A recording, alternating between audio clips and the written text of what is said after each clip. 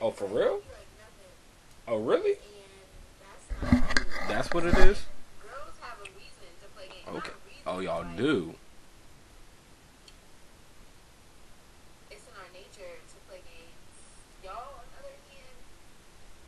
Alright, alright, alright. It's time to stop the foolishness. Time to stop the foolishness, alright? Yes, it is time to stop the foolishness. Y'all got a reason to play games? Well, I mean, I guess I gotta give you credit. You guys technically do have a reason to play games, but I don't think it's in somebody's nature to play games. I really don't. Basically, I feel like girls play games because they've been burned before. Why you getting all close? Back up some. What you getting all close for? I ain't do nothing to you. Can you get my face real quick? Thank you. Now, back to what I was saying.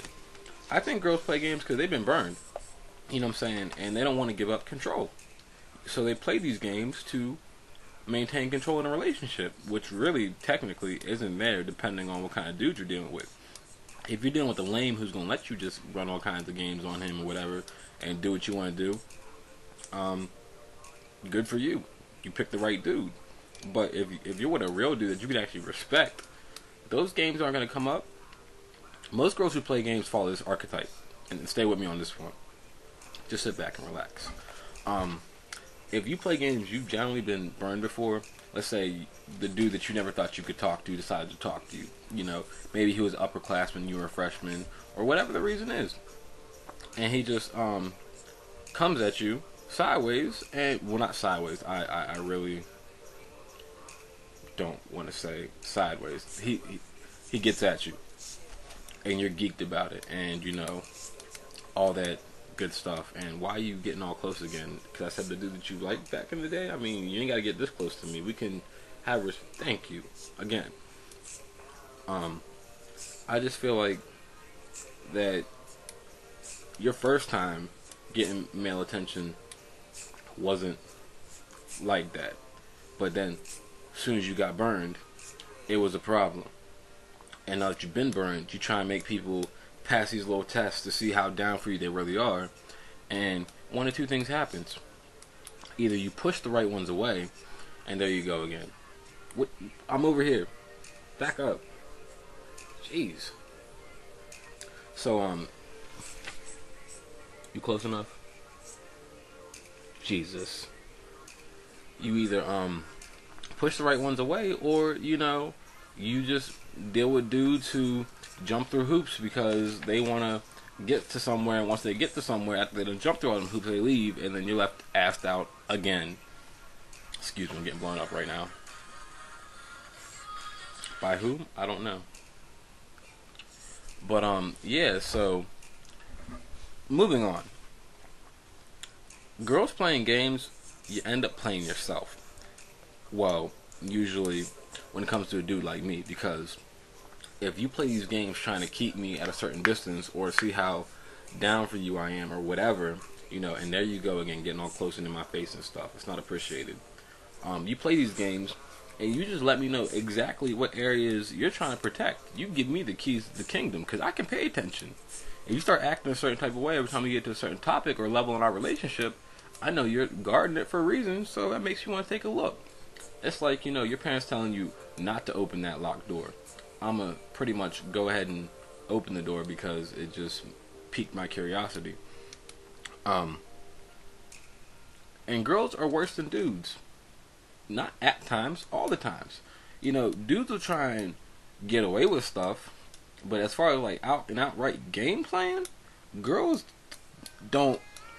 Let's put it this way: girls don't understand certain boundaries.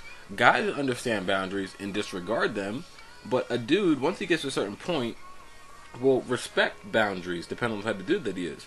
Girls truly do not understand some boundaries. Like, there's some things you don't talk about with dudes. Like, there's certain sensitive subjects that you never bring up. I don't care how in love with this dude you are, how in love with he is with you. You don't bring certain shit up. But girls don't understand that. When you get into an argument, you're arguing for distance and irritation. And once that happens, you know, it's game over. Y'all just don't get it. So, you know, you end up playing yourself. You think, oh, I'm going to get this nigga back doing this. I'm going to say this, or I'm going to make him feel some type of way. Y'all end up shooting yourselves in the foot, because either you're going to lose him, or if he sticks around, he's going to remember that. And he's going to find some kind of way to get you back. Whether he holds it and blows up on you and calls you out your name, or, you know, decides, oh, I'm going to get you back tit for tat, whatever. You're going to get it later. Girls hold grudges, so do guys. But guys, we get out of our system, you know. Whatever way we might choose to, not agreeing with all of it, but, you know, it's going to come. You know, can you stay focused for like 5 seconds? Just like a short attention span woman. Jesus. Now, I can't speak for all those other lames that you were talking about your video playing games, but I'm gonna admit, I play games. But when I play games, I play for keeps. Let me put it this way. The type of games I play, the dudes you were describing play in your video, Miss Juicy Ray, were playing checkers. And, you know, any person over the age of 8 can win a game of checkers. You deal with a person like me, it's like playing 3 games of chess at the same time. Yeah, it's that deep. And my grandfather taught me at a young age, okay? He taught me that when you're playing chess against someone you've never played against before, unless there's money on the table, like hardcore money, lose the first game.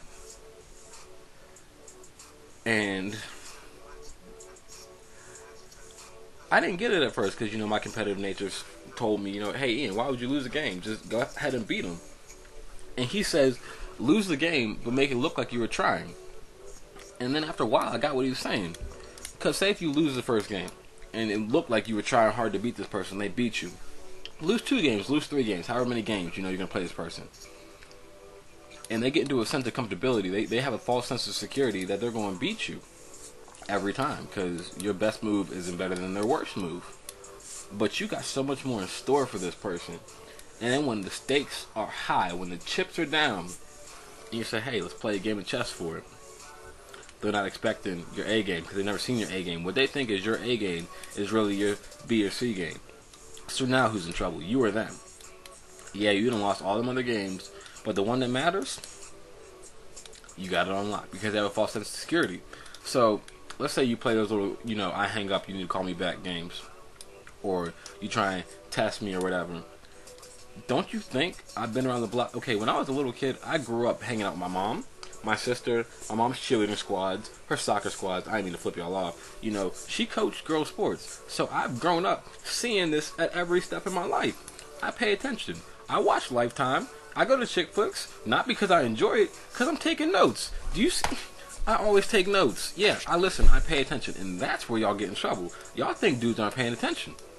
And most of them aren't, honestly. But when you run into a dude like me, needless to say, it's a whole different ball field. Now, moving on. Back to this whole control thing.